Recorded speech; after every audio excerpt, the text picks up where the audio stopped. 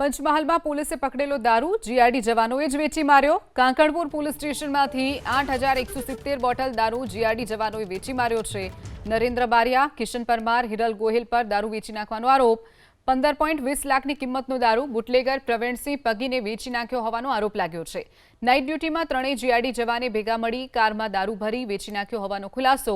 કાંકણપુરના PSI Lalit પલાસે 3 GRD જવાન સહિત 4 સામે ગુનો નોંધી ત્રણેય જીઆરડી જવાન અને બુટલેગર પ્રવીણસિંહ પગીની પોલીસે ધરપકડ કરી અને વધુ તપાસ હાથ ધરી છે। પંચમહાલની આ ઘટના છે, જ્યાં પંચમહાલ પોલીસે જે દારૂ પકડ્યો હતો જીઆરડીના જવાનોએ મળી અને તેને વેચી માર્યો છે। જિલ્લામાંથી એક પોલીસને લાંછન લાગતો એક મોટો ઘટનાક્રમ સામે આવ્યો છે।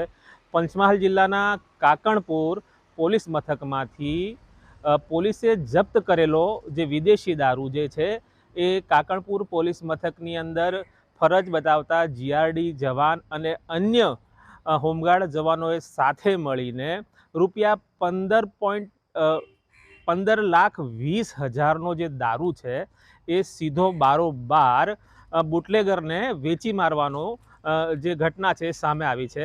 હું તમને અત્યારે બતાવીશ કે કાકણપુર પોલીસ મથક આગળ આજે તમે દ્રશ્યો જોઈ શકો છો।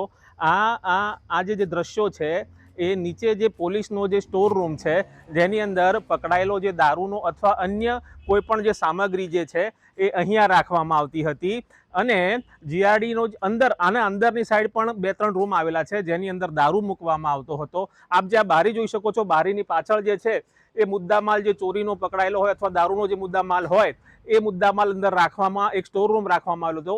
રાત્રિના સમયે આજે સમગ્ર જે સ્ટોર છે જે પોલીસની અંદર જે દારૂ અંદર ઝડપાયેલો પકડાયેલો હોય એ દારૂની રખેવાળી જે છે એ એક હોમગાર્ડ અથવા જીઆરડીને સોંપવામાં આવતી હતી અને આપ જે દ્રશ્યોમાં જોઈ શકો છો આ જે દરવાજો જે છે હાલ તો પોલીસે એના પર તાળું મારી દીધું છે, પરંતુ આ દરવાજા મારફતે જે જીઆરડી જવાન જે હતો એ અને બુટલેગર સાથે મળી અને એ પોતાની જે ઇકો કાર છે એની અંદર દારૂનો જથ્થો વેચી મારવામાં આવ્યો હતો। વધુમાં તમને દ્રશ્યો બતાવવા માંગીશ। આપ પાછળ જોઈ શકો છો એ પ્રમાણે કે આ પોલીસ સ્ટેશન છે। પોલીસ સ્ટેશનની બનાવટ એ રીતના કરવામાં આવેલી છે કે નીચે આ લોકોએ સ્ટોર રૂમ રાખ્યો છે અને રેકર્ડ રૂમ રાખ્યો છે અને ઉપર જે છે એ પીએસઓની ઓફિસ છે, પીઆઈની ઓફિસ છે એ રીતની છે। વધુમાં જે તમને જે ગાડીની અંદર આ જે જીઆરડી જવાન અને બુટલેગર સાથે મળીને જે દારૂ વેચી મારવાનું જે કૌભાંડ બહાર આવ્યું છે એમાં આપ જોઈ શકો છો